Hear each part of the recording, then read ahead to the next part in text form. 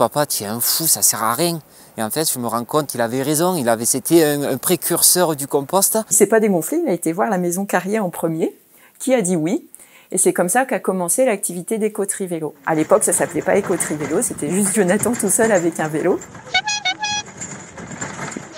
Éco-Tri-Vélo, c'est une association qui récupère les matières organiques à vélo remorque des restaurants.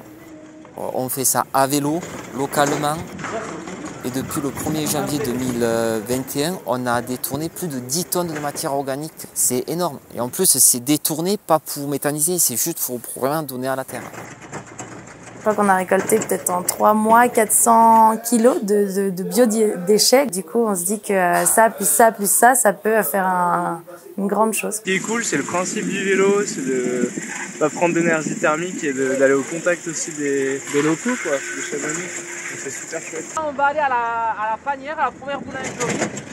Après, on va aller à l'UCPA. Et après, on rentre dans le centre de Chamonix pour avoir une bourre pour pas qu'on revienne sur nos pas. Et là, on va juste là. La majeure partie de nos partenaires sont dans le centre-ville de Chamonix parce que ce sont des professionnels qui produisent des biodéchets mais qui n'ont pas de terrain. Donc on travaille avec des petits restaurateurs comme par exemple le Café Galerie des Aiguilles ou le Café du Génépi où on est maintenant. On travaille aussi avec des plus gros restaurateurs comme La Cabane, le Cap Horn. Il y a l'ENSA, l'École nationale de ski et d'alpinisme. Il y a la cuisine centrale de Chamonix. On leur fournit des seaux qui sont propres, qui sont carrés, assez logeables dans une cuisine et qui peuvent s'empiler et qui ferment de manière hermétique. On pose le vide, on récupère le plein, on pèse, on part. On est en autonomie complète, on ne dérange personne et eux en fait c'est clé à main. On se dit mais non, c'est juste trop compliqué. Et finalement, c'est le truc le plus simple au monde. On met dans un compartiment à côté, on le donne, il nous ramène un compartiment vide et c'est fini. C'est plus sympa de pouvoir ne pas tout jeter à la poubelle et balancer dans les molocs, mais qu'au moins il y a une autre chose qui se passe derrière. Ouais, c'est motivant, c'est cool. Ça m'anime quoi, c'est une énergie qui est ultra positive. Ouais, il est à moitié plein quoi.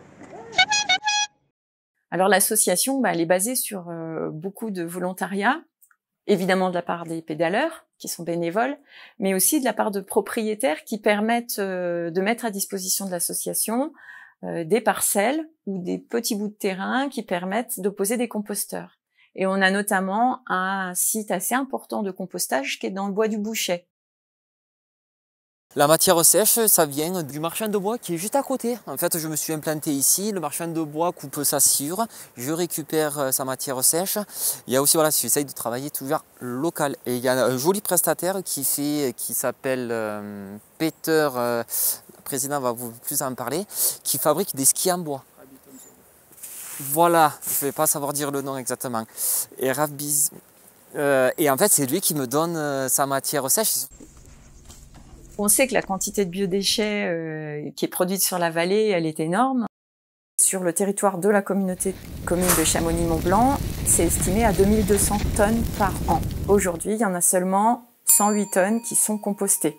Donc notre objectif, et puis celui aussi de la collectivité, c'est de réduire cette quantité de biodéchets qui va à l'incinérateur aujourd'hui. Et c'est surtout, il y a 20 ans en arrière, mon père a lancé le compost chez moi. Et j'ai dit, papa, tu es un fou, ça sert à rien. Et en fait, je me rends compte, maintenant mon papa il est plus là, il est décédé il y a 3 ans. En fait, il avait raison, c'était un précurseur du compost. En fait, j'ai rencontré Jonathan Chabrol, le fondateur de cette activité en 2019, pendant une votation de l'association Butch à Butch.